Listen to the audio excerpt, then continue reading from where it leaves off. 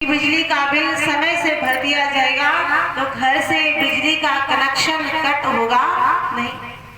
अब वो भाई जो थे उन्हें भूलने की समस्या थी, वो अपने काम के लिए निकल जाते थे, पूरा दिन घर ऑफिस के काम में व्यस्त रहते थे, शाम को लौटकर घर आ जाते थे। और जब उनकी धर्म पत्नी पूछती थी कि क्या आपने बिजली का बिल भर दिया, तो वो भाई कहते थे कि अरे मैं तो भूल गया, मुझे इतना काम था कि मुझे याद ही नहीं रहा, मैं तो भूल गया। अब इस प्रकार करते करते केवल एक आखिरी दिन बचा बिजली बिल भरने का, लास्ट दिन बचा। अब जो उस व्यक्ति की धर्म पत्नी थी वो नाराज हो जाती है, गुस्सा करती है कि आपको रोज रोज याद दिलाती हूँ और रोज रोज बिजली का बिल भरना भूल जाती हूँ। अगर आज बिजली का बिल नहीं भरा तो आज घर में भी खाना बनेगा नहीं, क्योंकि लाइट नहीं आएगी, पानी नहीं आएगा तो भोजन भी नहीं बनेगा। अब थोड़ी सी लड़ाई होगी।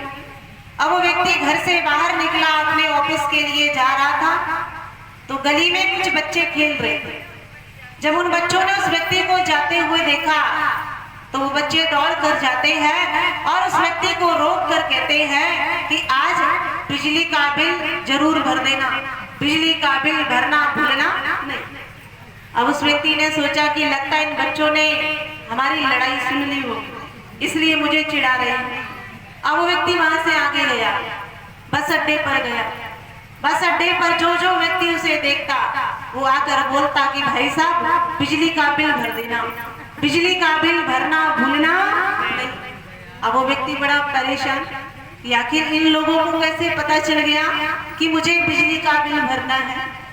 अपने ऑफिस में गया तो ऑफिस के लोगों ने भी बोला कि भाई साहब बिजली का बिल जरूर भर देना, बिजली का बिल भरना भूलना नहीं। ऑफिस के लोगों ने भी टोका। अब पूरा दिन उसे कोई ना कोई टोकता रहा, तो परिणाम क्या हुआ कि उसने शाम को बिजली का बिल भर दिया। पर उसके मन में बार बार ये विचार आ रहा है कि आखिर ये पूरी दुनिया को कैसे पता चल गया कि मुझे बिजली का बिल भरना है। अब सोचता हुआ अपने घर जा रहा था।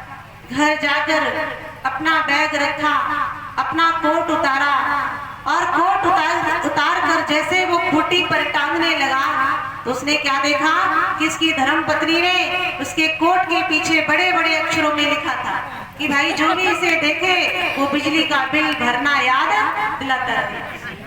तब उसे समझ में आया कि इसीलिए सब लोग मुझे बार बार टोक रहे थे, बार बार मुझे बोल रहे थे।